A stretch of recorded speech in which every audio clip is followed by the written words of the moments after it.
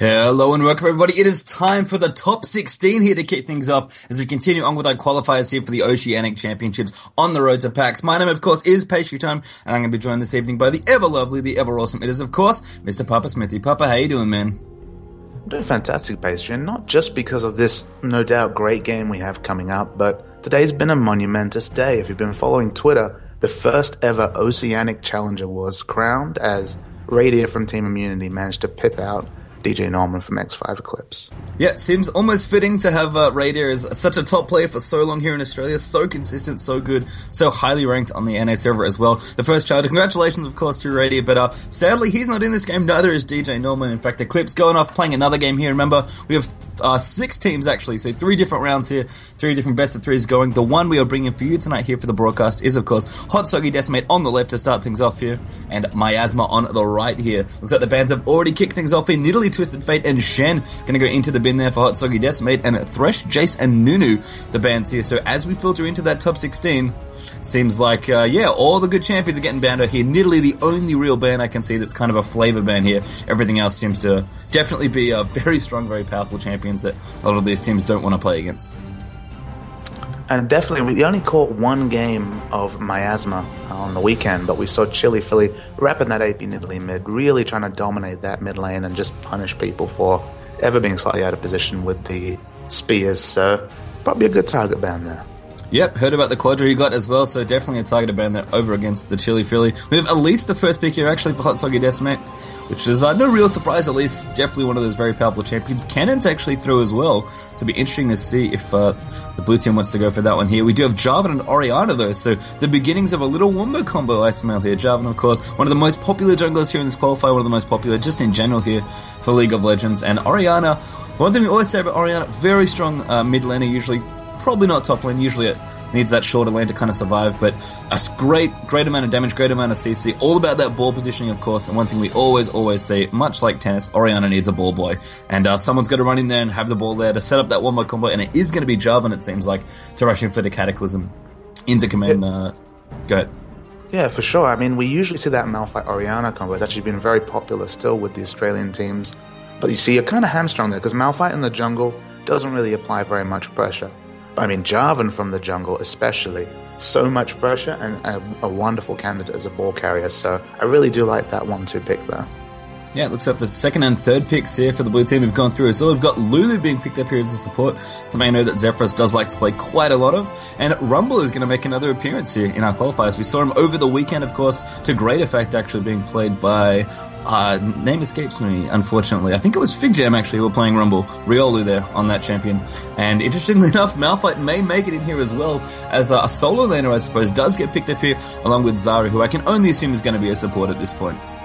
And such a tanky front line there. You know what team fights are going to look like, right? There's going to be the EQ combo from Jarvan, the Cataclysm, the Unstoppable Force, and then Orianna comboing one of those students. There's 2 ideal ball carriers there, but there's not that much follow-up consistent damage, so you have to expect some form of hyper carry coming out from this last pick from Miasma. Yeah, we don't quite know what Miasma's last pick is, as you said, so definitely expect an AD carry. I guess if they're going to pick a hyper carry, they want to make sure they can really pick to the lane that they're going to be up against. So they have seemed to have saved that AD pick for last here. And over on the other side, 20 seconds left here for HotSoggyDecimate to choose their last few champions. Saw Teemo there for a second. I'm guessing that one's not going to come into play. We've got Lux and Ezreal here. Persia being picked up, Ezreal champion. Elevate has a lot of experience on. In fact, HotSoggyDecimate kind of, feels like a team of Australian veterans almost here. Lots of well-known names and well-known players here kind of banding together to make a team, and they've gotten pretty far here in the top 16. Yeah, they're a very decorated team. I mean, between Elevate, I Will Decimate, Zephyrus, and Hot Soggy Noodles, there are organizations such as Mind Freak, Gamecom, My Revenge, Frenetic Array, Carnage, all represented previously by members on that team. They've definitely been around the scene, so you'd imagine a lot of competitive experience coming out on the HotSoggyDecimate side. It's definitely, and to answer our question, Varus, interestingly, is the last pick. So not quite a hyper carry, but a very strong, very consistent laner who has, I guess, a lot of decent synergy with sort of the AoE they're going for. It's almost like, they could have picked something like maybe Cogborn, maybe Vayne, which we've seen a lot of, but instead they're actually going to add to their overall team fight rather than, be like, okay, our carry's protected with all this AoE. We're happy just to run in here and let you clean up. But interesting pick there with Varus. I guess it's a little safer than something like a Vayne might be. Well, I mean, this Miasma team's all about control pastry time. Like, this is the sort of team fight where if you're Lux, for example, and you get hit by 1 CC, you might as well just step away from the computer and, grab yourself a coffee, because you are not going to be able to get any response and no flashes, nothing. So that's why I do like the Ezreal pickup here, especially on the low ping. We're now afforded by the Oceanic servers. There is that potential to Arcane Shift, to flash, to use your escapes away from an unstoppable force or something like that. So, I mean, Ezreal's going to have his wits around him, because there's going to be some sort of initiation on the Miasma side.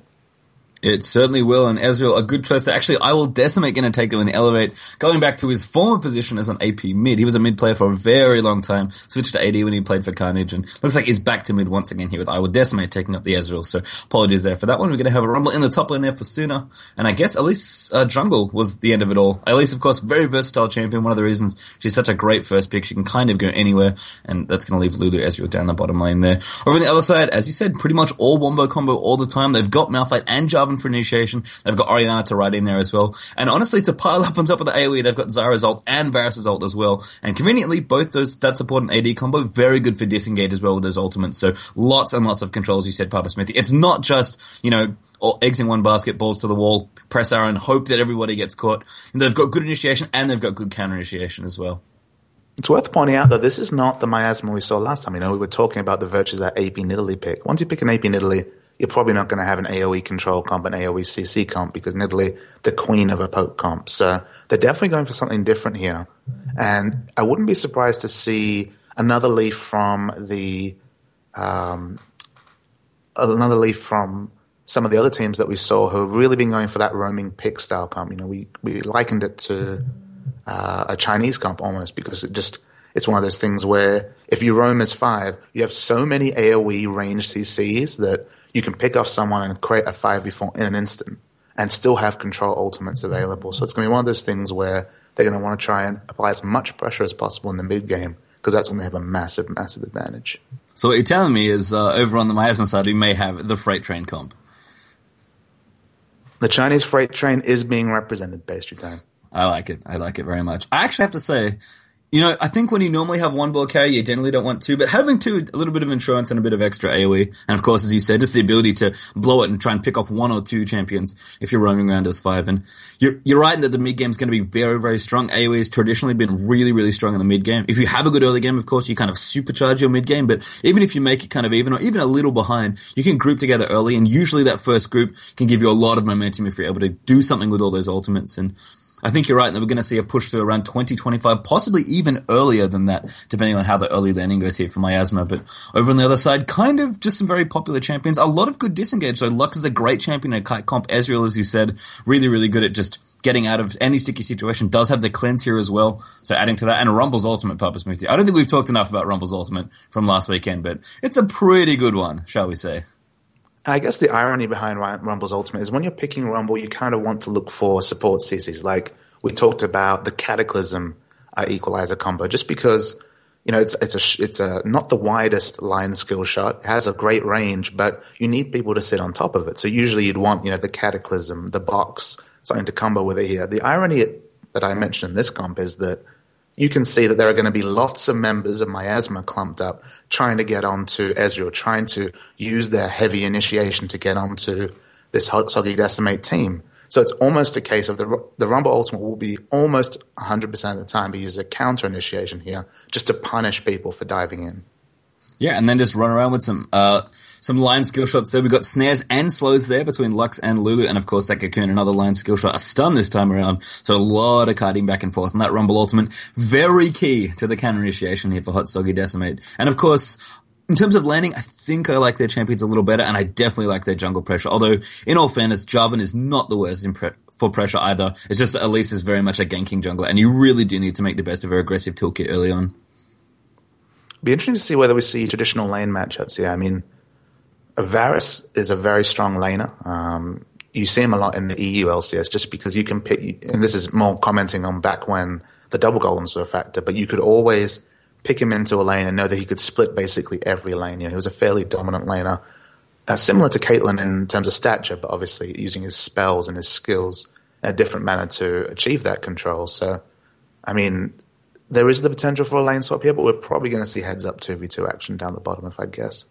Yeah, I mean, Ezreal, another champion that's usually splits most of the lanes he's in as well. I mean, there's potential here for these bottom lanes to get a little volatile 2v2, but it's a lot of poke, actually, between both the supports and the ADs on either side. So have to think, at that point, unless a lot of jungle pressure comes in, and that is going to be a big factor here with both Elise and Jarvan being reasonably aggressive junglers, I think they're just going to split it and go for the farm. And you can go for some sort of 2v1 push. Lulu is traditionally a very good champion for that. She was kind of the first champion, really, that championed a lot of that early pushing, early 2v1 stuff, all the way back, of course, from Blaze's win in MLG. But I think just in this instance, given that the ADs, I mean, Varus is okay at pushing, but Ezreal is traditionally not all that great, unless he has his ultimate, so I think I agree in that we are going to see some 2v2 here as we do move out here. Of course, on the left, for the blue squad here, we are going to have HotSoggyDecimate there to kick off game 1. Remember, this is a best of 3, and Miasma on the right going to be on the red side here for this one. And we'll see what jungle pressure these teams want to get out early here. Jarvan just scouting around, uses his banner there, almost gets Mystic Shot, but doesn't quite have to take it.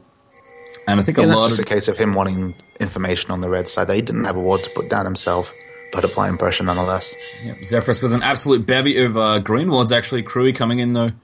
Lulu got to be a little careful. Zephyrus kind of trapped here near the red buff. Thinking to have to be forced to flash out. Yeah, there's the flash out. The rest of the team coming in as well. Really nice coordination there from HotSoggyDecimate to extract Zephyrus. I mean, going in there with the wards as Lulu, a little risky and good spotting there. That ward just below the red buff actually spotted that one out there for Miasma. But a flash wasted there. Obviously going to be a hard thing to start with here for HotSoggyDecimate, but really smart play there from the team, making sure that Lulu could get out safely. Yeah, one thing I can say here is this top lane matchup, the Malphite versus Rumble matchup, as we see them a bit of heads up fighting there. It's kind of a volatile one. Like, it was always considered, Vladimir and Rumble were always kind of considered Malphite counters, because obviously Malphite, he wants to build that armor. That's, his core kit is built around armor, but if Malphite ever gets snowballed on, and with an aggressive jungle like Jarvan, that's very possible. If he can pick up that Chalice and maybe the Merc Treads before Rumble gets going, Malphite can actually win or split that matchup. So it's a case here of wanting to get the 2 aggressive wards down, having as much information as possible about Jarvan's movements to secure the lane victory for Rumble. Yep, so Cardinal, they're going to get a nice smiteless blue leash there. He's going to clean that one up. Elise on the other side, actually going to get a leash from bottom lane. Looks like it is going to be 2v2 down the bottom, but Elise is going to start with the red buff here and probably go to blue. And then we're going to see double gank top, I guess. That's kind of the standard. Top's been the lane that a lot of junglers like to gank first. And if you're on the blue side, you kind of have to start from the opposite side, which isn't too big of a deal. It's just one of those cases where you want to start with the buff parallel to top just to open up that opportunity to either gank or counter gank top. You're not required to go there. It's just one of those things where if everyone's on the same page, you have an equal amount of information if you start bottom towards going to top. Yeah, these junglers should finish off their buffs pretty quickly. Elise already done, actually. And Jarvan just about to finish this up there as he smites it off. And I think we are going to have 2v2 possibly here in the top lane. Nice ward there from Malphite. And I think that's going to mean Elise wants to back off here. A lot of aggressive posturing down, but you see both supports are very low. They both have health pots though, so it should be fine. Yeah, there's been a lot of auto attack trading between supports actually. Zephyrus has been nice and aggressive with Lulu. That passive, of course, with picks. There's a lot of damage early on for support, so you definitely want to take advantage of that, despite Lulu's short auto attack range. And just in general, as we said, this is kind of a split lane, so they want to make sure they get as much advantage as they can and try and get a little bit of an advantage there. HotSoggyNoodles is now in the top lane though. Looks like at least instead of continuing jungling, which we do see Cardinal doing there on Jarvan, to a minimap, we're going to see Elise look for an aggressive gank here. And Bubble Kings, if he pushes out, could potentially be in trouble. In fact, aggression coming in now as well. Elise is going to set up for this cocoon. It's going to be difficult to secure a kill just because his flash is up and he's on turret, but we'll wait and see just how patient HotSoggyNoodles is in the top lane here. Yeah, as we said, Elise definitely an aggressive ganker sort of jungler. So kind of has to get in where she can, but there's that Bubble Kings here. It's going to be a little too hard here. Rumble kind of pushing in aggressively as well. Don't think it's going to happen down the bottom. I can spy Jarvan as well. He wants to lane gank down the bottom lane as Papa Smithy dies on there. Hope you're okay. My apologies. Oh, here it comes. I think Elise may have waited long enough. This is a big campy for HotSoggyNoodles. I think Bubble Kings wants to play check it. There's the cocoon coming up. Volatile spiraling for a bit of damage, but not a lot there, unfortunately. Sooner not even able to get in any extra damage, unfortunately. And Malphite's pretty much going to shrug it off. They're going to push this up here, and I think they're going to give up on this top lane gank, at least for now. So, unfortunate wasted gank there as Cardinal comes in down the bottom lane. May have got spotted by some minions there. But he's going to try and get down here. There's the EQ combo coming in, but Cardinal, just a little bit of pressure, and that bush is watered in there as well. So he can't quite camp there and just hope that they mess up. He's going to back up into the bush and go back to base. And if you look up top, HotSoggy is helping Rumble push in here. So maybe Rumble has an item he wants to pick up. Maybe they're trying to zone Malphite off the turret, but not letting out this aggression. Cocoon coming in as well. Bit of damage being dealt, but not a whole lot there. Malphite can't quite AoE clear that well until he's got a couple more levels. Level 5 if he's going for the Grand Slam max, which he's not, interestingly enough, going for Seismic Shard instead. Wants that 1v1 harass. So could have a little trouble there, but at least he's finally going to back off. That was a pretty long babysitting, but at least did ding level 4, managed to get enough experience there, but that is going to give Malphite a slight XP advantage up here in the top lane, and at least unfortunately just kind of has to go back and clear a jungle. And we mentioned this when we did see Elise before, in that Elise's jungle clear, not all that fantastic. Jarvan's is okay. I mean, comparably it's much better for Jarvan though, and obviously Cardinal has a decent lead here as he moves in. Though, interestingly, with the camp in bottom now behind Elise in experience, unfortunately, but we'll see if he can get this gank up here in the top lane, as he will move forward there sooner. Gonna get slowed by the Seismic Shard. They want to go in here. The EQ combo will be looked for there. There's the knockup coming in. The Golden Aegis out there as well for the slow, and more damage coming out, but I think Rumble's just gonna scrap shield this one off, and he's gonna walk back to his tower. For the greedy play there, you look, he did not use his flash. I mean, a lot of players would just instinctively flash the EQ combo, but so much a lot damage of punishing damage on the Jarvan as well. Turns away from the banner as well. Doesn't quite want to get knocked up. And yeah, that overheated Flame Spitter doing a lot of damage in the danger zone. And Cardinals, yeah, no more pots, I don't think. He is going to wrap around one more time. Excuse me. He has 4 potions after his trip back to base, so excuse me there. And maybe this time will be the time, but does still have the flash. There's the knockup coming in as well. Malphite can't quite get in there for the Q, though. Needs that slow if he wants to get it. Good Electro Harpoons coming in as well. And I think actually going to turn around here, try and fight it off. Ignites. Bobble Kings wants to go in for it. Almost gets the kill. Flashes forward looking for the last auto attack. Needs a bit more Harpoon. There's Burst Blood actually, and Jarvan's going to try and clean this one up, but I think Cardinal's actually going to back off. He might die here. Level 6 Rumble. Good flash, but there's the double kills, the Flame Spitter, and the Scrap Shield come out, and very nice play there from Suna, realizing he could outplay there after all that damage, and unfortunately Jarvan's camp up top does not reward him in the slightest. And that was reminiscent of PDD's amazing Rumble play back at the All-Star match for the Chinese All-Star team.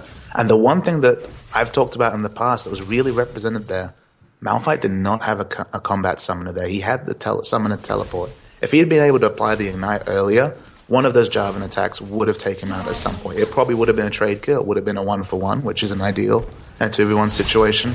But beastly play from Suna there to recognize the situation and take a full advantage of it, and a massive, massive advantage for Rumble up top here now. Yeah. And unfortunately, level 4 Jarvan with the Spirit Stone doesn't quite do enough damage, and as you said, no combat summoner there from Malphite made that a little tricky. I don't know if it's bugged. He does not have teleport, apparently. It's on cooldown, but that could just be a... I just teleported back to lane. I didn't even see him get pushed out. So Rumble clearly doing what he needs to do here and being a bully. And level 7 already here. Now a level above Malphite, or about half a level as he comes back. And Haunting Guys is fresh and finished up here for Suna. So Malphite's life, if it wasn't great before in this matchup, it's now not good at all, unfortunately, for Bubble Kings. So with this Chalice pickup, he is able to stay in lane. And of course, he has maxed the Q, which will increase the amount of speed he steals away. Will let him, have a bit of trading power in lane. He's still going to fall behind just because Rumble's, of course, picked up those 2 kills. But he won't have that AoE clear, so I imagine he's just kind of resigned himself to attempting to last hit as best at turret as he can, and just queuing to equalize some of the damage trades.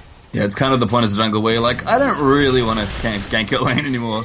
And so just, as you said, just going to try and see if he can do whatever he can. Still not If he can ever whittle him down to about half health, the Cataclysm Unstoppable Force combo does do a lot of base damage, but you're right, it's almost a lost lane at this point, which is a bit scary after, the first successful gank of the game. Do you think maybe Bubble King should have maybe swapped up his skill order here and gone for a bit more ground slam just to AoE? Because if at this point he's looking to last hit, he probably knows he's getting pushed in here by this Rumble. I think it's always risky to take a utility or wave clear spell over your primary damage trade.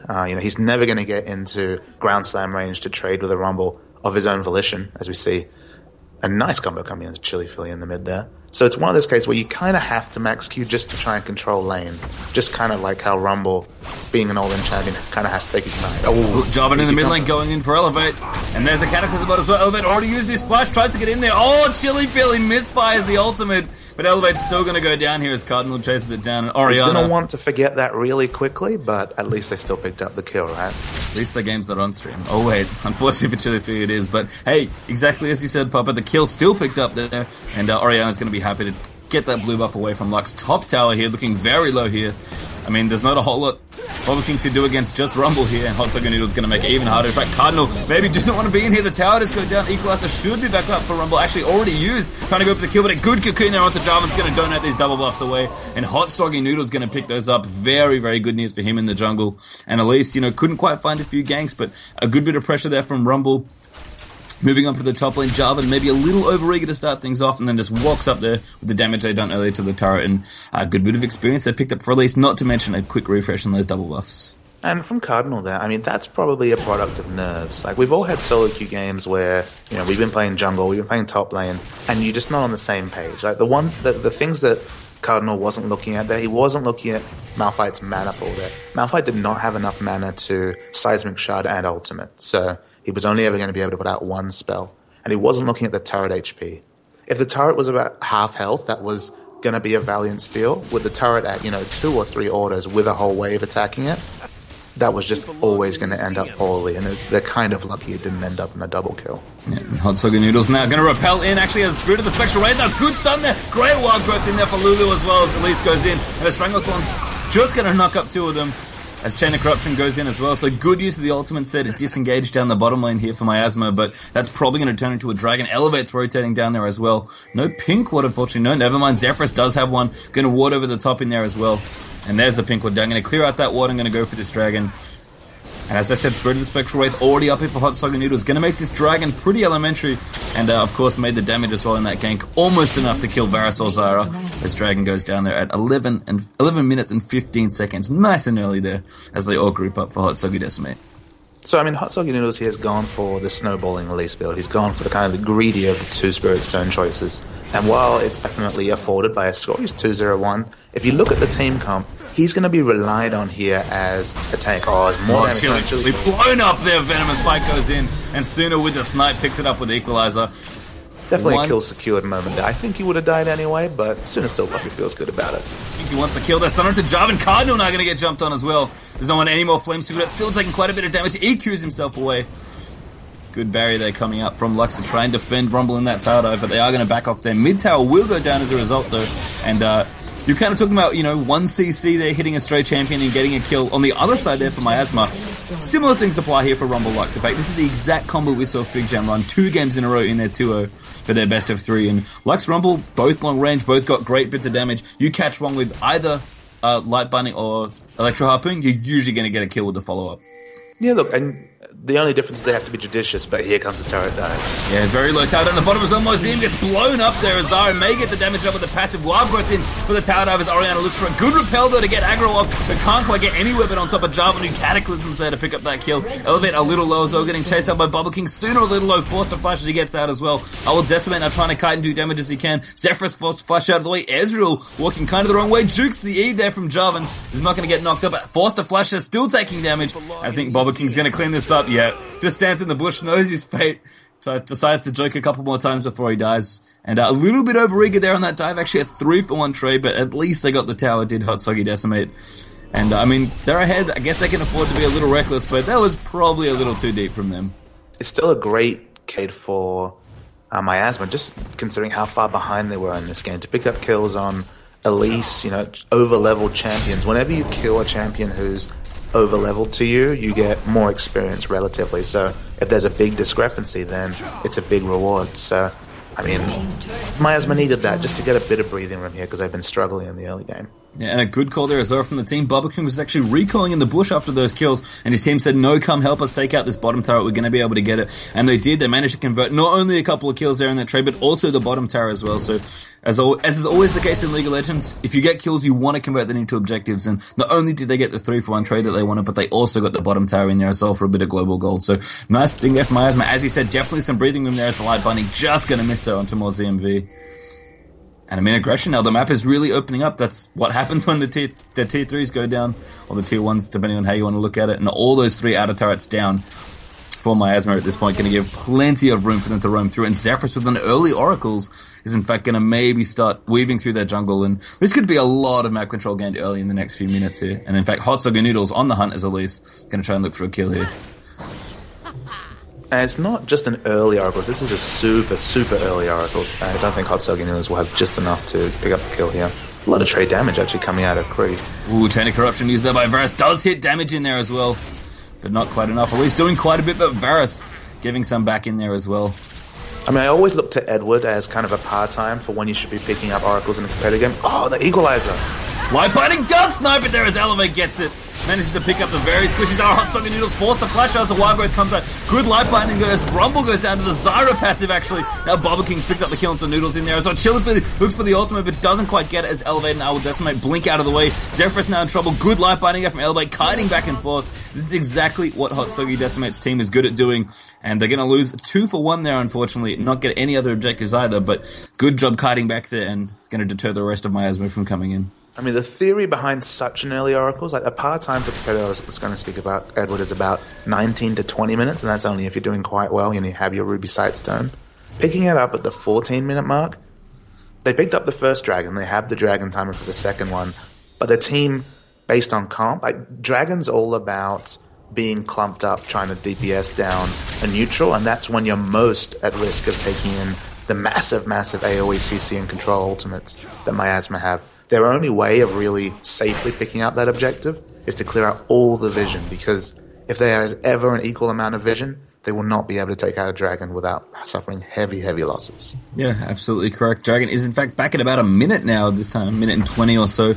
And of course does give them the added advantage of clearing out the jungle to make space for them to potentially roam through and pick up kills that way as well. I mean, we did mention it before, the Freight Train comp kind of in the hands of Miasma here. They would love to be doing what HotSoggyDecimate are trying to do now, roaming through and clearing out vision. But even if that's not the case, Lux, Elise, and Rumble all have good long-range CCs to catch somebody if they can find them, and getting exclusive vision through that jungle goes a long way to doing that as well. So we'll have to see what happens around the next Dragons. Up in about 45 seconds, Altair hits Elevate, Chili Philly going in for that one, but Repel's going to come down for release now. So a little bit too deep, potential for HotSoggy Noodles. The Altair coming in for Lux, but will miss it. Zephyrus gets in aggressively to knock some people up. Suda picks up Zara along the back there, and now coming through, Varus in the next crushed in there as well as Elise picks that one up. And that was very aggressive there from HotSoggyDecimate, but they knew that their team was there. They thought they could catch a few stray people, and even Lulu getting in there crucially to knock up the support and AD carry. And they're able to pick up this Dragon here. It's due up in about 20 seconds or so, or just a little less. And I imagine that aggression was a product of two things. One, they knew Malphite was out of position, and two, they knew that the key objective on the map at the moment, they've already got the 3 outer turrets, so that key objective, of course, is the Dragon, was just about to spawn. And it's kind of like how every good competitive team, when they have a Dragon timer, they know to be freshly shopped before the Dragon spawns, because you want to maximize your chance of picking it up. Picking a team fight like that, forcing an aggressive move, it's a really timed aggressive risk, but I think it's going to pay off. Yeah, unfortunately, everybody on HotSoggyDecimate got a little too low and can't quite finish that Dragon. There are enough people up, Malphite, Jarvan, Equalizer's Orianna on cooldown as well, I guess. Yeah, and all the we talked about how well. Equalizer's kind of a Dragon winner. It's like it's an ultimate topper ultimate that's just really, really hard to deal with, but that's on cooldown. Probably smart to back out, yeah. And I think HSD kind of wish they'd shopped, because now the Dragon's going to get taken out. Elevate's going to attempt to steal it, the True Shot Barrage in there as well. But Varus actually the one to pick it up, despite the Smite not quite coming in for Jarvan. As Smite was on cooldown pastry time. Against Deluxe, that's crazy. That is playing with fire a little, but Varus did manage to get the last hit in there. Neither of those big AoE ultimates were able to do enough burst damage there to come through. And now they're going to push onto this tower. It's pretty low. A lot of ultimates are down. Equalizer is now back, but they feel pretty good here about going in, and really nice play here. In fact, Ensemble Force coming in as well. The Wombo combo on top of HotSoggy Noodles as he repels out of the way, and Bobble King's out taking a little bit too much damage. Zara going to get taken out as well. Varus very low as the barrier comes in there for Lux to pick up Elise. Rumble going down low there as Orianna's able to pick that one up. There's the ultimate for Lux. Coming out Chili Philly very, very low, but it's not quite picked up as Decimate is going to get that one here. Crewing now, little too many people for him to try and get through, and Lux will clean up that kill with a light binding. So nice play overall, but really good response there from the aggression, and I think a little too deep there, unfortunately. Miasma felt a little high after that Dragon, got the tower in there as well, and unfortunately, Elise, not a bad target, but a pretty tricky one to kill with that repel. And not exactly high value in terms of DPS either. I mean, sure, doing a little bit of extra damage here with the Spirit of the Spectral Wraith, but I think HotSoggy Noodles just was never really going to die there without enough CC, and unfortunately, Elise took all that damage, took all those cooldowns, and then just repelled out of there, and the team was able to come in. And, 2 for 3 trade when you hit probably the most picture-perfect Unstoppable Force Shockwave combo I've ever seen. That was YouTube quality worth. It was beautifully done. But to lose a trade there is an ominous sign for Miasma. I don't think that necessarily means that combo won't work. It's a massively strong initiation combo, but they just need to hit their item thresholds first and ensure that Varus especially, because Varus is the one who should profit from that AoE CC. He's the one who should be able to free hit just because of the amount of control his team has, but couldn't quite do it there. And honestly, as I said, at least maybe not the best target there, but I think the real target, surprisingly, that Miasma really want to be trying to pick off is actually Elevate. I think they want to kill Lux, because Lux's control is great. She's got a slow, she's got a double snare that moves in a line as a skill shot. But I think, honestly, against AoE here as Morseum, I think could be in trouble. Equalizer coming down there, nowhere to run, as Cena cleans up that kill there. And again, that one long-range CC, they usually got enough follow-up, but that W, that barrier from Lux is really, really good against AoE. And the thing about Lux is if you can get on top of her, she has absolutely zero way of getting out. For sure. I mean, Ezreal, in a perfect world, is who you want to pick up, but it's Ezreal with Flash Cleanse. Like, that is about as safe as an Ezreal. I mean, he doesn't need to worry on peel. That's why you pick up the Ezreal. It's because he is very, very self-sufficient with the peel. Cardinal coming in as well. Decimate. Arcane shifts himself out of the way. As the poke continues here. Plenty of it here. Volatile Spiderling. All the Lux poke. Even a bit of Glitter Lance as well. They're in from Lulu. It's worth knowing, though, pastry time. The gold lead is minimal. Yeah, it's about a K or so between these two. A bit closer to 2 or just under 2. As the rest of HotSoggyDecimate back off here. Again, aggressive push. I mean, as you said, the strength of Miasma's comp is definitely in the mid-game here. Look what time it is. It's 21 minutes. And, despite being ahead a little bit, as that was a very cute True Shot Barrage plus Arcane Shift, they don't really want to run into all this AoE. And I don't blame them. It's very, very scary. As Cardinal's going to go in there onto Suna. Maybe a little too deep. He could get kited off here. Malphite's looking for one as well. Cardinal actually gets hexed up there. As the two tanks get exhausted though, so you get that summon spell out of the way. Little too much damage. Cardinal though gets popped as Suna and Lux combine up their ultimates, and now HotSoggyNoodles onto Crewy there. Stranglethorns comes out. Flash forward there from Elise. Flash Glitterlance in there as well from Lulu. The Wild Growth as well to knock them up. Elise will go down in amongst it all. The Unstoppable Force comes out. Decent combo in there from Orianna, but they don't quite have the damage as Varus actually gets a double kill, playing clean up Crewy here with great janitor duty as Zephyrus is going to get chased on. Elevate can't do anything there, and great. I have to cut you off because Crewy played that fight magnificently. If the camera work was on there, and I wasn't looking at but I was watching Varus the whole time. So many sidesteps, so much damage was maximized by Crewy there, and he managed to avoid about three Mystic shots just because he kept on his toes. When you're an AD carry, you have to remember to move between auto attacks, and Crewy did it there fantastically. And it's going to net them probably this inhibitor tower here as well. HotSoggy's on the way back. The rest of the team pretty close to respawning as well. They're going to just take the damage they can. Do about 2/3 there for that one. Elise actually coming in. Finds a Cocoon. Crewy turning around. And HotSoggyNoodles decides, don't really like my chances there against all of you. So I'm going to back off here as Chili Philly speeds him out of the way with Dissonance. And pastry time, it's all equaled up. The only difference here is 2 kills, but the gold's equal. The turrets are equal. They're 1-to-1 in Dragons. This game is on a knife edge. It really is. And Baron is going to be, of course, the next key objective here. Around the 25-30 minute mark. Is when we usually see teams posturing for that, and I think the Oracle's there for Zephyrus. He's not. Actually, I think he just bought a fresh one. Looks like that one has just been popped, and I'm assuming the other one ran out a couple minutes ago, so they definitely have that vision control. Of course, no Ruby Sidestone here. Double GP10 instead here for Lulu. Maybe playing a little bit more for the late game. They're going to counter-push this turret here. I think some of the ultimates, he's going to look down the side there. A lot of those ultimates on cooldown right now. So good timing there on the push for HotSoggyDecimate. Able to get them before the AoE. In fact, they can get Chili Phillies. The Arcane shifts out of the way. Cardinal in there as well. HotSoggy can take quite a bit of damage. A Cataclysm in there as well as the Orianna ultimate comes over the top. And Chili Philly cleaning up there. Sooner pop as well as Chain of Corruption almost gets all of them. And there's the last 2 with Unstoppable Force from Malphite. Great E there from Zyra as well to knock them all out. And Elevate's going to go down here. Only one left there as Varus cleans up a double. And I will Decimate. I don't think he can get out of this, even as Ezreal. And there's the ace picked up by Chili Philly. And another fantastic team fight there. A little too deep on the counter push, I feel like, and a complete ace there as Miasma wiped HotSoggyDecimate. A near perfect ace, but it wasn't about the wombo combo. It was just that all the AoE control ults hit. Everything that needed to hit. And, I mean, there's no answer from HotSoggyDecimate. And this inhibitor tower is going to go down. Inhibitor likely going down here as well. Sadly, no Jarvan to give everyone a bit of extra attack speed for that push, but they've probably got just enough in. No, not quite. As they are forced to retreat out of the base here. HotSoggy on the hunt yet again as Elise looks for the Cocoon, doesn't quite land it onto Chili Philly. And that Seismic Shot's going to deny it. The Hail of Arrows and Dissonance in there as well. So many slows. and Elise is forced to just kind of walk away slowly there. Orianna going to check that blue buff, would love to take it away, but a little too risky at this point. It's going to force back to base, and quite possibly has a Rabadon's Death Cap to buy here. His crew is going to get hit up by Final Spark. Varus will be able to walk away. Cocoon onto, I think, Elise. Museum's probably dead at this point. Ultimates as well. Repel coming out, and they might be able to get the return kill here. HotSoggy is going to die there to Chili Philly, so nice trade there. And really getting her at least traded off for Yazara as the equalizer comes down there to try and lock them out, but can't quite get it done. I mean, you'll probably trade your support for their jungler any day of the week. You would, because that was a case where it almost felt like Miasma had overstayed their welcome, and it looked like there might be an opportunity for HotSoggyDecimate to pick up Baron there, kind of a counter objective because of the low health bars on the Miasma side. The jungler dying stops that. They're still going to pick up Dragon here. There's less of a risk there, less of a downside if it's sniped, but not the Baron that would have been ideal for HotSoggyDecimate. No. And there's Dragon going away 2-1 now in that objective. Blue buff may be stolen here as well.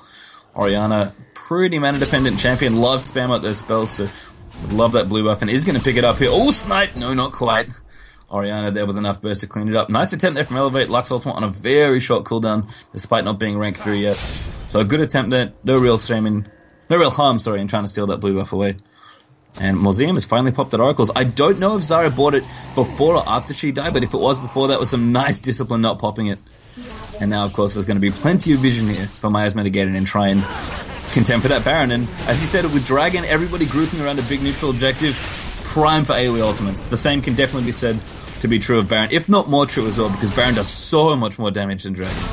And of course, Baron applies that debuff that causes you to take increased, I think, 10% increased magic damage per time you're hit by that type of attack. So the equalizer combined with taking the 20, 30, 40% bonus damage will do just gangbusters amounts of damage. Yep. And HotSoggy Noodles here, recognizing that, went for the aggressive choice early on with a bit of snowball, has immediately built a Runic Bulwark to try and prevent some of the AoE. And I think you've said it a million times, Papa, but Runic, so important against these AoE teams. It's just an item that in its current form gives you so much selfish magic resist, and then gives so much magic resist to people who can't afford to itemize for magic resist just now, like an AD carry, for example. And the Baron Dance does begin now. Lots and lots of wards being placed down. Zyra here going to clean them out. Both teams here moving as 5. They know how important it is to get exclusive vision over Baron. Zephyrus just going to throw the wards down. Both supports with the Oracles, of course. I mean, the poke wall could be a big thing here. Museum getting sniped there a little. Just takes a little bit of damage, not too much. I mean, in a poke war, especially with blue buff, Lux Rumble, we saw it before with Initiation. Elevate throws out the ultimate, they Cuddle immediately counters, and there's a knockup from Zyra as well. Oh, Decimate getting jumped on there by Cataclysm, has to let that barrier down. Equalizer defensively to try and get them off. This crew here is going to take a little bit of poke. And looks like Rumble's all the way around the wrong side, unfortunately, as the rest of his team coming in. In fact, Rumble's got to walk a very long way around here to not get sniped, but thankfully for his team, looks like Miasma aren't quite rushing in there for this one, and instead going to go down mid and try and pressure this inhibitor. Yeah, it was almost a case of a picture perfect initiation. The Cataclysm was wonderful, but Malphite just wasn't in position to hit a priority target with his Unstoppable Force. Smartly just held on to that cooldown. It's a long cooldown. They can't afford to just waste it, but the AoE control ultimates bar Jarvan's still up. Yeah, all 4 ults still here. And looks like they're just going to run back to Baron. This is smart. I mean, they'd like to pressure that mid inhibitor. They always have the threat of just walking down mid. Oh, and someone needs to check that ward. I think Museum's sitting on top of a ward. Cardinal, they're going to get poked off. As Lucent Singularity. I think that's one of those ward spots that's just deceptively hard to find with Oracles. Like, you basically have to be on top of the ward to see it. Yeah, we saw that in one of our games over the weekend. Pink ward versus... ward that just... It had a friend green ward right next to it, but just couldn't see it. Saddest pink ward in the world. And looks like both teams just going to continue to push up mid here. Museum actually going to get spotted by the Spiderling. That gets cancelled. But I think is able to walk away from that one. Volatile Spiderling's pretty smart. And I think Zyra would have felt pretty hard done by to lose Oracles like that. But thankfully for Zyra, that's not going to happen this time around. We're going to have a rotation bottom, actually, as the blue minions have found their way towards this tower. And this could probably be a free one here. Going to open up a little more space and give a bit of global gold in there as well. Lux actually going to poke off Crewy. They're doing a nice bit of damage. Chunk to a 3rd health. No real minions to steal from as the minion wave does push in. They're going to leave this minion wave here. The tower going to trim it back just a little. And they could run over to Baron if they want and probably take the vision. And I think that's maybe what they want to do here. Run through mid, clear it out, and then run to Baron. Just make sure they have vision. You don't even have to threaten the Baron necessarily. You just want to make sure you have control over the area. And of course, the moment that you do that, you stop Miasma from passively farming towards their inner turrets. or getting any sort of lead, and you force the hand of someone like Malphite, you might force a really bad teleport because his teleport summoner is up right now. Yeah, it looks like I think they're happy with their ward coverage. They've swept through. Actually, they have not swept through, given all those purples that are in there. Excuse me, pastry being a little colorblind, apparently. Probably should enable colorblind mode on my client. Maybe that would be better. Well, purple wards are timing out, though, conveniently, but still vision here, and they're moving in on this Baron. I feel like HotSoggyDecimate maybe should have taken the choice of getting vision but here. Can Miasma peel off this like they'll need to? Because I am sure we're going to see Museum getting jumped here. Damage onto that Zyra. They're actually still here, taking a little bit too much Baron damage. The ultimate for Lux comes in, going to peel off Varus, and that's going to give them enough space. Smart move here to back off. They do have to be careful that it doesn't get taken here, but don't quite know how confident they feel. And looks like they really want to push mid to HotSoggy. I don't know, it's very interesting. Some mind games going on here with all the wards getting cleaned out. I mean, they could start it here. They could definitely threaten it. They're certainly going to get vision now. The Baron damage here is actually really low. Like, the only person with a lot of Baron damage is Elise. I mean, of course, Ezreal as an AD carry is relatively decent at it, but he's not really itemized for big Baron damage here. So they don't have a fast Baron team. They just want to keep creating guessing games, clearing out those wards, and possibly finding a good engage. And the purple minions, by the way, proved to be too strong. Ezreal's ultimate came up there, but top tower did go down as the outer turret finally falls. A massive minion wave pushing in here. See all those purple cast minions. Oh goodness, that's not good news. Looks like people just getting chunked a little bit here. Again, the Baron dance continuing on. Very, very deadly, but very important dance in League of Legends. And unfortunately, I think Orianna's blue buff is up, but I don't think the same is true for Lux. So Elevate going to have to wait a little longer to get that buff back up. It just feels like no team really knows how to push to the next advantage here. Like, HotSoggyDecimate have been playing as if they're ahead the whole time. Zephyrus in particular doing some fantastic aggressive warding, which when you have a Lux, you know, every enemy buff is always fair game when you have a Lux in your team. So the aggressive warding's been good, but they're not, you know, they've lost the last few team fights, so they can't feel too confident about forcing anything. I mean, when it comes to engage, like we said about the Equalizer, they're kind of playing to Miasma's drumbeat here. They don't really have any engage. They excel in those smaller skirmishes. I mean, Equalizer accepted. Whereas Miasma just haven't got that engage they're looking for. Cataclysm came so close to being comboed up a couple of minutes ago, but right now, just kind of wandering in the middle lane. A bit of a stalemate. That was almost a perfect opportunity. If they had perfect vision of the map, I think Miasma would have gone in there. Elliot was actually getting donated blue buff with Ezreal helping out there as well. So that was a good time to go in, use a couple of the ultimates to pick up 2 or 3 champions, or even just one, as you said, and then force a 4v5 with a couple of ultimates back. As long as they don't use all of them to kill just 1 or 2 people, then I think they're pretty happy here. But plenty of space in this base here. That does mean HotSoggyDecimate going to be able to spread out here, but they can't clump up at all. Malphite's going to go absolutely... I'm trying to think of an appropriate phrase, but I won't. Ape. Ape, yes. Absolutely. Go ape all over them. Monkey style. And you can see the ball floating on Boba Kings as well. Orianna's ready at any moment to pop Malphite in. And of course, this inhibitor slowly but surely may take damage. It does regen reasonably quickly, which is good news here for HotSoggyDecimate. And I get it all. Force a fight here, basically, but very nice spacing between key targets here. If you notice, I will Decimate and Elevate on opposite sides of the inhibitor. Yeah, and the poke coming in there. Jarvan looking to go in sooner, going to take a bit of damage, but oh man, the Museum going to get popped, actually gets taken out. Looks like the rest of the fight might start here. Cardinal going into Equalizer, beautifully placed. Gets Krui and Chili out of it, but I think they may have overpowered them here. They've got a kite if they can. Bubble King so tanky, is doing a lot of work here. I will Decimate way too low there, almost gets picked off. As soon as he overheats as well. Little silence there for a couple of seconds, and that fight was a little messy on both ends. In fact, the trade's actually in advantage of HotSoggyDecimate, but they buy themselves enough time to pick up the mid inhibitor and really showcases the strength of just the damage deals here in Miasma. Krui and Chili. Crucially though, who's fallen down? The only person falling is the jungler here. So again, they're hamstrung when it comes to Baron pressure.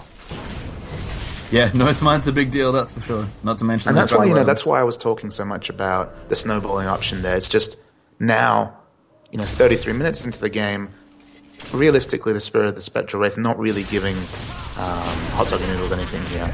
He really would prefer that tenacity that will be available from the Spirit of the Ancient Golem here. I mean, especially with the layers and layers of CC on the Miasma side. But, I mean, the 500 health obviously would help as well. But, again, just piecemealing. Probably a Rylai's maybe here to give himself a little bit more threat with the Giant's Belt.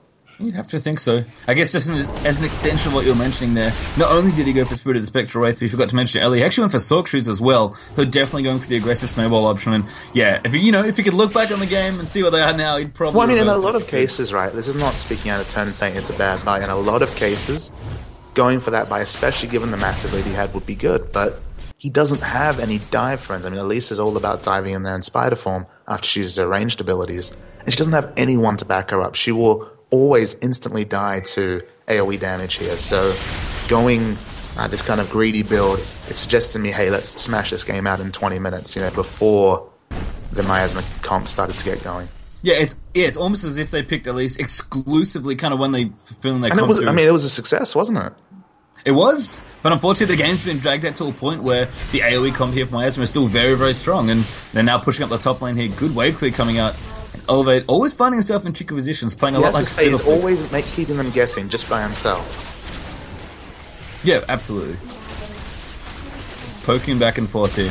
Just so much poke getting exchanged between these two teams. As the waves get cleared as quickly as they possibly can. Cocoon, they're going to land into Bubble Kings. He's pretty tanky though. That's a Warmog's Malphite. Not to mention Charles plus Abyssal to shake off all the magic damage. And I guess, his Malphite, he's kind of good at debuffing carries. We do see a lot of the time that Malphite, likes to build that armor, as you said. But in this case, given the double AP, I think he's totally justified in just building a lot of health and a good chunk of magic resistance. If he's on the carry, that carry's probably getting debuffed anyway. And it is Ezreal, as you noted, so kind of hard for Malphite to stick on him. Oh, Chili Philly getting caught. That could be bad. You see a True Barrage coming in, but Orianna pretty tanky, that Runic Bulwark.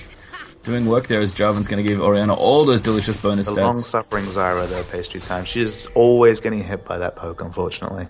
Zyra does not have a whole lot of health, even with the Ruby Sightstone. Probably feels a little hard done by those. HotSoggy Noodles going to take quite a bit of damage. Doesn't quite have the tank of any of those bruiser junglers. And he's building a Sunflake Cape, it looks like. So, it's a nice kind of medium buy. Probably a little more defensive than Rylai's, but certainly gives you a little bit more damage still. But that poke there coming in, Zyra's still kind of low, but you'll hang around here, almost getting killed. There's a supple force picks on the HotSoggy Noodles. They want to get the kill, but the repel comes in there. I think a little too ambitious. Good knockoff, though, actually, from Jarvan. Beautifully times that repel. And that Lux ultimate, unfortunately, I think wanted to snipe Zyra, but isn't going to quite find it. Looks like Miasma may just have to back off here because they all are kind of low, but they do get the free kill there and the tower most crucially there as they pick up Elise. And see, the advantage that Miasma have here, as we've seen Zyra's been chunked, probably the last three team fights she's entered on about 200 health. But even though, in another comp, her Grasping Roots and her ultimate would be core tenets of the comp, the amount of AoE control they cause. But just because they have so much of it, they can kind of afford for one person to be mostly otherwise taken out and still win a fight because they've got tanky AoE control. Their team comp, it has a single purpose and it's really been executed on it well. Yeah, I think what is also true of just generally of a lot of supports, Oracles is obviously very important, you don't really want to lose it, but unless you die without using any of your abilities, and Zyra's ultimate's reasonably high impact if you place it right. So, Zyra's, yes, been getting very low, but hasn't actually died before any team fight. It's got picked off a lot of the time. And when that's happened, we've seen Miasma back off and be defensive. But Mauseum has never, ever died in a crucial spot. Has always been alive. And even if you're on 10 health with Zyra, you still have the ability to use your ultimate when a team fight starts. And I think that's what's most important here for Zyra. Is getting low, but is not dying crucially. I love the initiation combo here from Jarvan of the Boots of Swiftness. As we see another nice snipe on Mauseum, poor Mauseum. Here with the Boots of Swiftness and the Spirit of the Ancient Golem. He's not taking a lot of CC, he has the tenacity to take the standard amount of CC reduction there, but Boots of Swiftness just means that those Electro Harpoons not keeping him in his place as much as you might expect.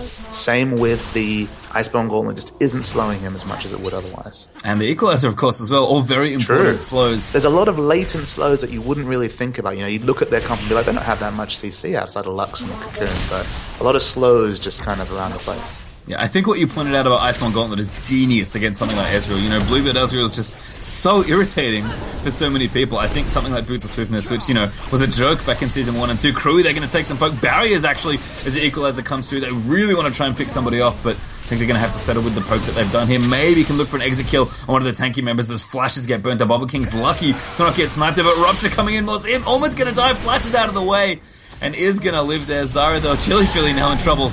as they go over the top. Their Cardinal probably going to die in here as well. But Iceborne Gauntlet's going to do a lot of work here. Good ult there from Zara, but Krui actually picks up that kill. As Unstoppable Force picks up, I think Lulu, yes, has went down as the support goes down. Krui going ham over the top, though, does get picked off. And Cardinal trying to save the edge. The Elevate uses the barrier and the Prismatic Barrier. So tanky with that shield.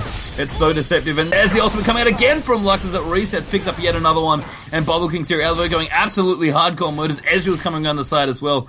Bubble King's, I think, is probably dead at this point. The Light Binding comes off, and there is I Will Decimate over the top. Collects 500 gold from Malphite's head there as well. And great defensive there inhibitor from HotSoggyDecimate.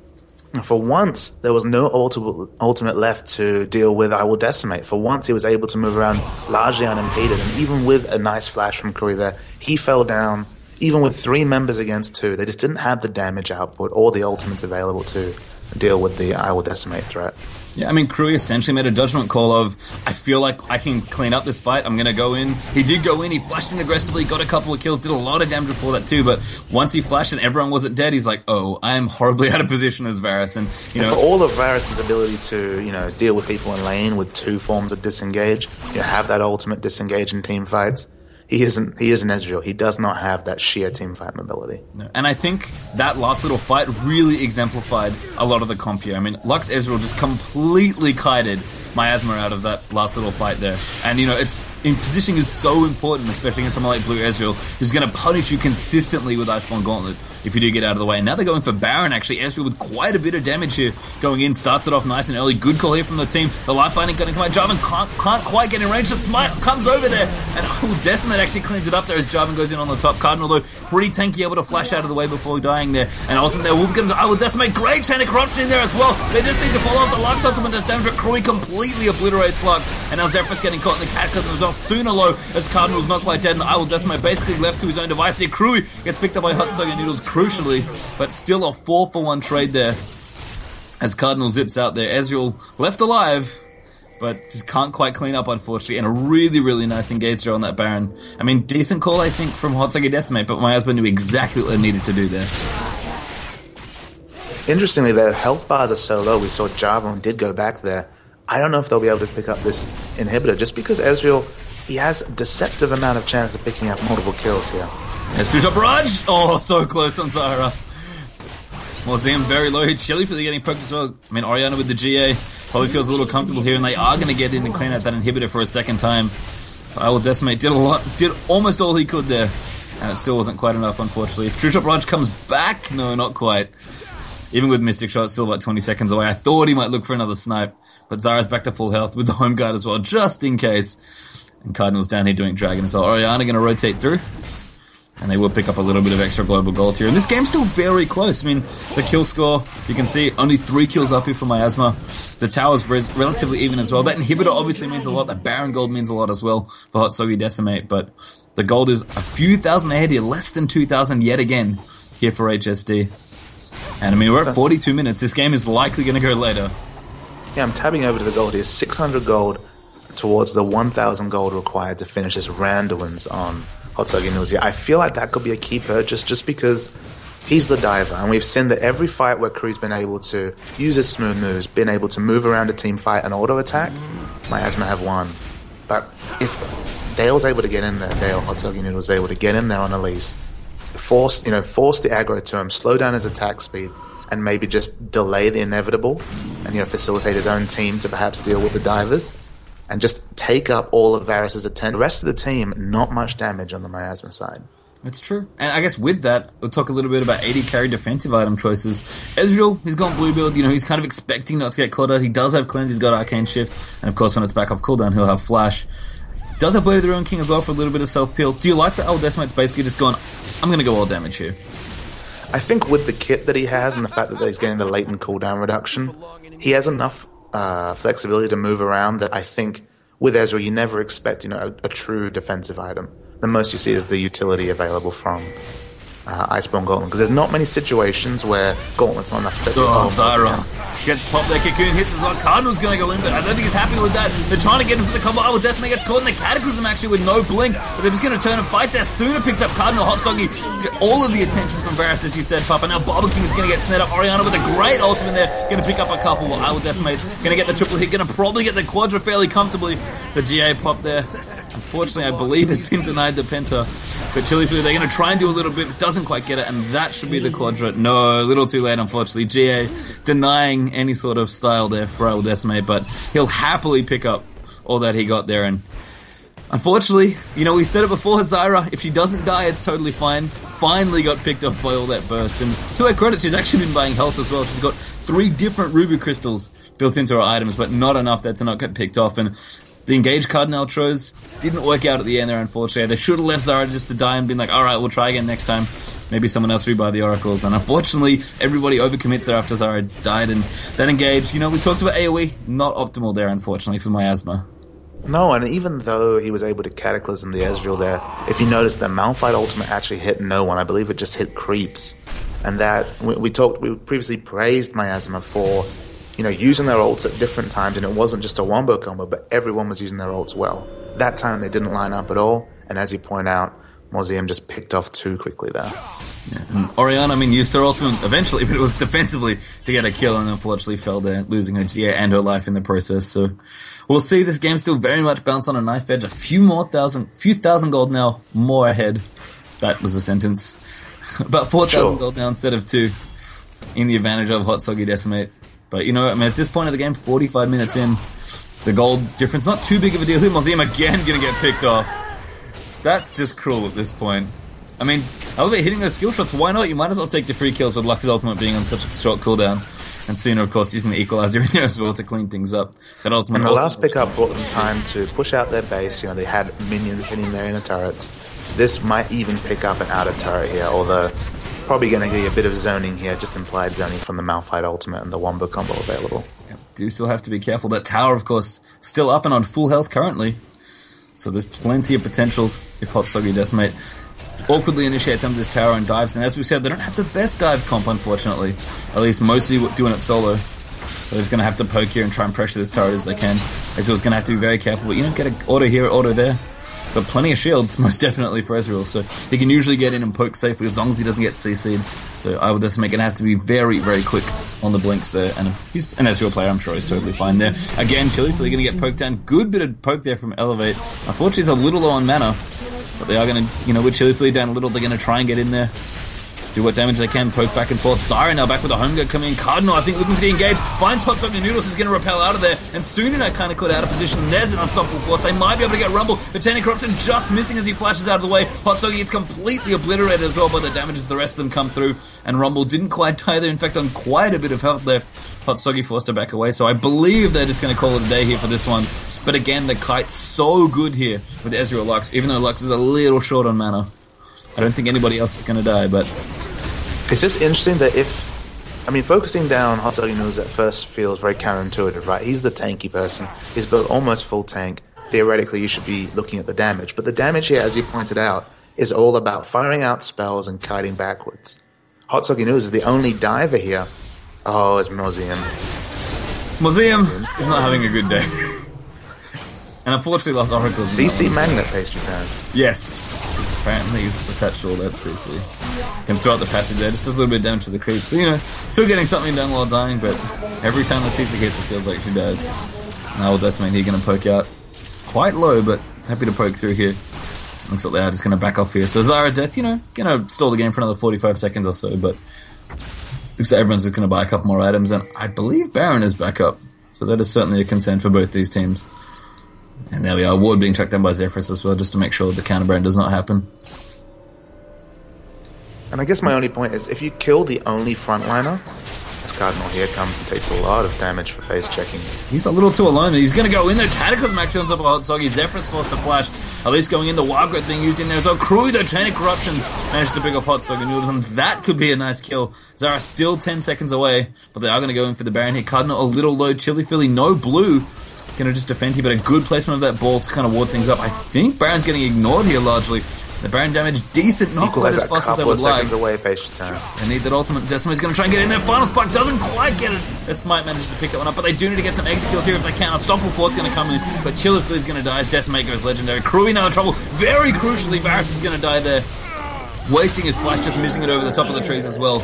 And there's the double up for Ezreal's. Rumble picks up Varus for himself as well. And they are 1-for-0 trade there, went to Zara, she went down. 1-for-0 trade there, went into HotSoggy Noodles, and that Baron attempt there.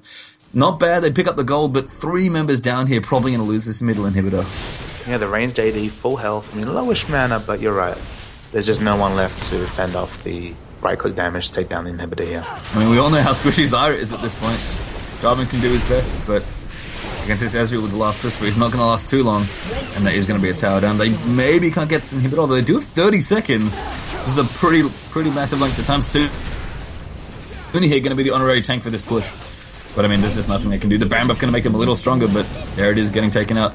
And Ezreal's going to be able to walk away very swiftly here from that one as the middle inhibitor goes down. So very back and forth game here, Papa. Seems like the objectives have almost been mirrored whenever one gets taken. A couple minutes later, it seems like the other team is on it. And still, it's 50 minutes. I mean, the gold lead is definitely creeping up now for HotSoggyDecimate, but gold lead at this point really does not matter, as pretty much everyone's inventory is full. But you notice the last few fights have been going HotSoggyDecimate's way just because they've been spacing well. And, I mean, Elevate and I Will Decimate here, their major damage dealers, just aren't getting hit by those control ultimates. They've been full health and been able to free hit while, people are chasing after the very tanky Elise or the Rumble, for example. And that's kind of the thing here, is that if they're able to maintain this, if they can keep on their toes, if they can never really anchor themselves to one position and avoid those ultimates, it's going to be difficult for Miasma to win this one.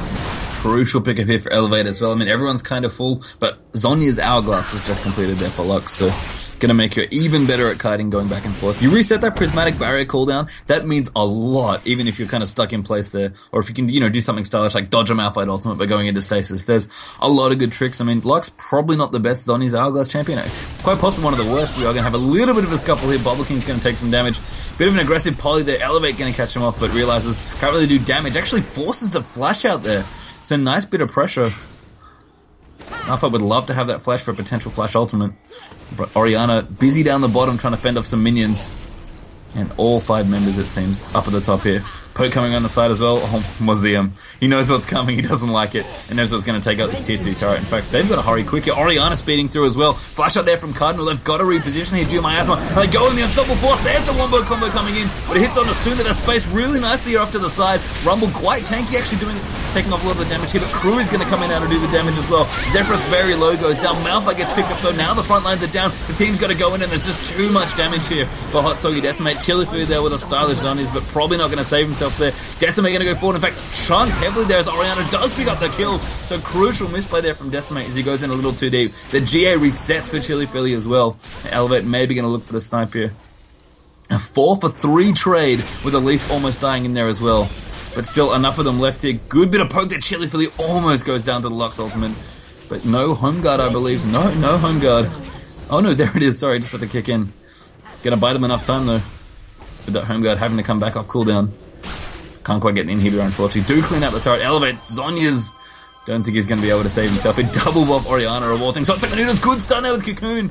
Might just buy enough time to slow their Elevate using that field so well from Lucent Singularity. And they will get themselves out of there. So another tense team fight. But Puppy said it already. Positioning there really good for HotSoggyDecimate. Just completely spread over 2 flanks.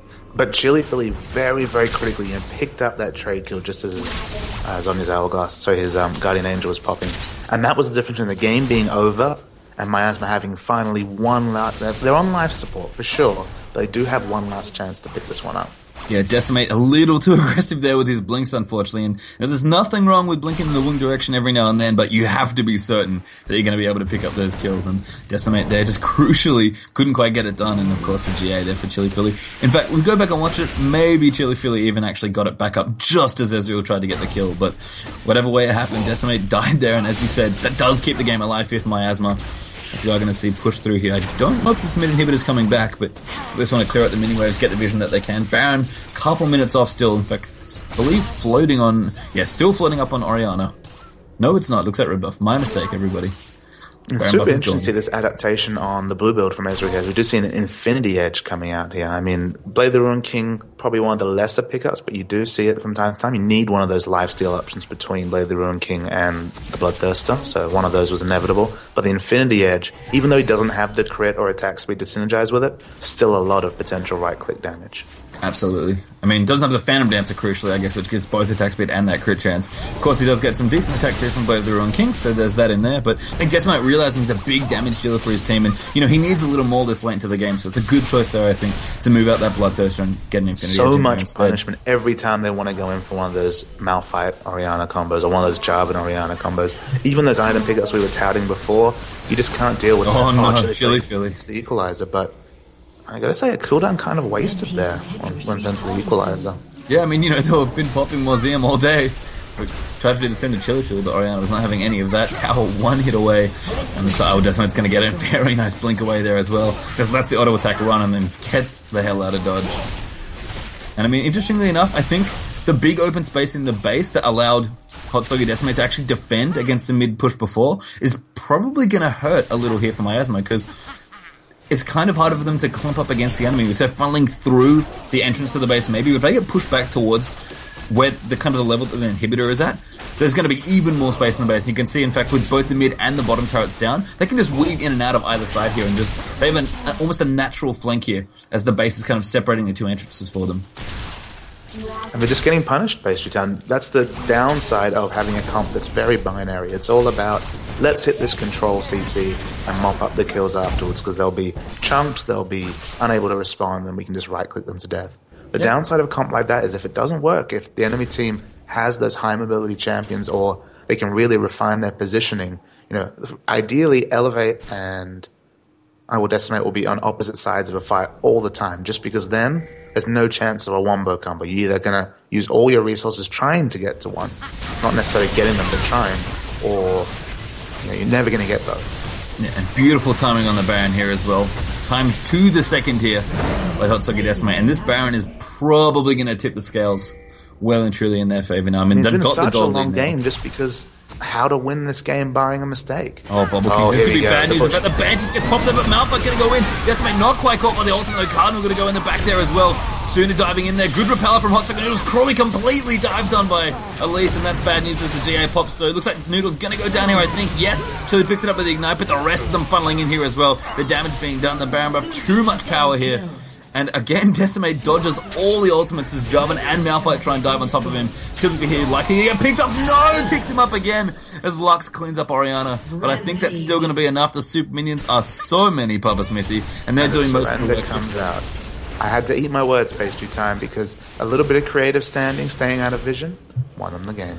It did. I mean, it looked dangerous with that Malphite being there, Banshees and all, but works out there in the end. And I mean, if we were giving out MVPs, I think a lot of people on both teams played well. Both AD carries, though, I think, played most of the crucial parts of that game. And at the end of the day, Decimate had all the moves, they had all the mobility, and was able to dodge all that pain. Because, as you said, if you're able to dodge a lot of the AoE, and with a champion like Ezreal, you certainly should be, you definitely go a long way to breaking up a lot of that linear binary power that you were describing there for the Miasma team. I mean, the good news is, Papa, we had a 56-minute game, almost 57, and we got one more at least.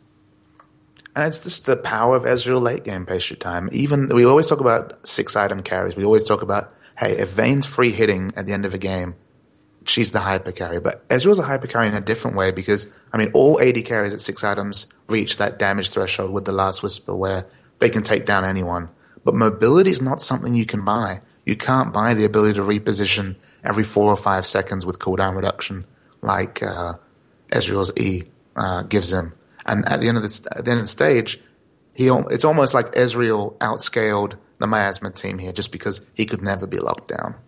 Yeah, and I think, I think it's just a really natural, a little unintuitive maybe, but a really natural extension of, I'm an AD carry. My power is in my right clicks. The longer I'm able to right click, the better I do because I'll do more damage over time. AD carry is most certainly about DPS. You want to do as much damage as you can over time.